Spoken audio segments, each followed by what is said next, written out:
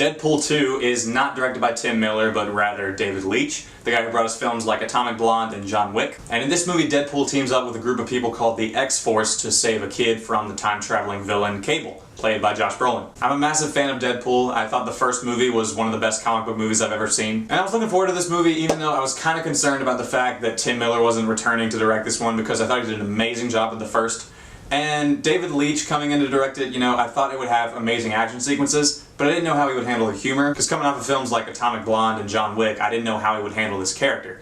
And luckily, I thought this movie was funnier than the original, honestly. I found myself laughing my head off like literally every other scene, and I just think they nailed the comedy better in this movie. I don't think overall it's a better film than the original, but it is really enjoyable, and I do think this movie lives up to the first one in terms of what I wanted to see from this character. Ryan Reynolds is once again incredible as Deadpool. In my opinion, there's a select few comic book movie performances that I think are absolutely perfect.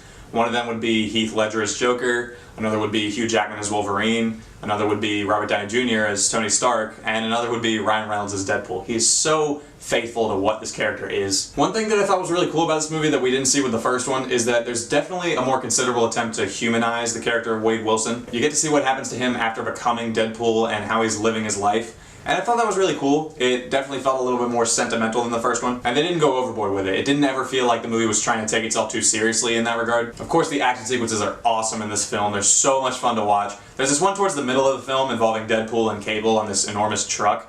And I think it's like the best action sequence I've ever seen in both these Deadpool movies. Also, now that I mentioned Cable, I thought Josh Brolin was terrific in this movie. I would have liked for his part of the story to be a little bit more focused, because it did kind of feel like they were rushing through his part of the story in some scenes. But for the most part, I really liked him in this movie. I thought his chemistry with Deadpool was so funny. They play off of each other really well, and there's definitely more of an attempt in this movie to have Deadpool team up with other characters and set up an X-Force franchise in the future. And I don't know how I feel about that. I really like Deadpool as a solo character, because in the first one, it was just such a good contained story. And of course, since the first movie was so successful and everybody loves Deadpool now, they're gonna try to start setting him up in more franchises. And I mean, that's inevitable, but that's kind of a negative that I have with this film because I would have rather seen Deadpool by himself. That being said though, the scene where they introduced the X-Force, oh my god, it was so insanely hilarious and I wasn't expecting it at all. I completely didn't see it coming and it had me laughing my head off. And it's definitely one of my favorite parts of the film. Another flaw I have with this movie is that sometimes the plot can feel a little bit cliche.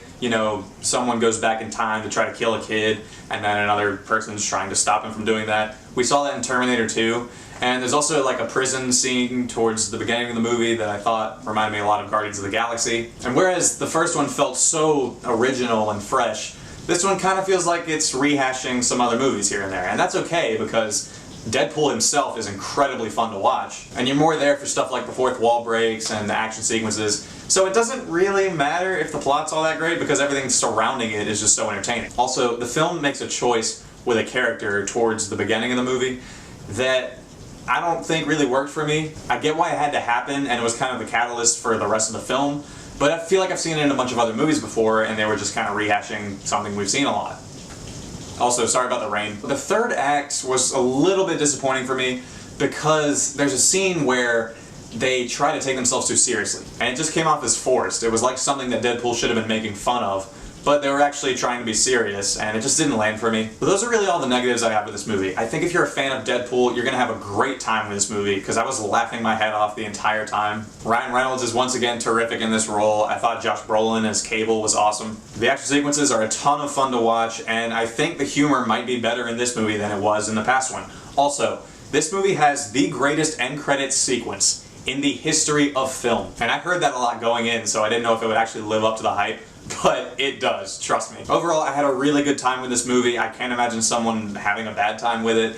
I'll definitely buy it on Blu-ray, and I can't wait to see it again. I'm gonna give Deadpool 2 a 7 out of 10. It's definitely not as good as the original, but once again, if you're a fan of this character, you're gonna have a great time. So guys, those are my thoughts on Deadpool 2. Have you seen it? What did you think about it? Let me know in the comments down below. Also be sure to subscribe if you want to see more videos like this. And as always, thanks for watching, and I'll see you next time.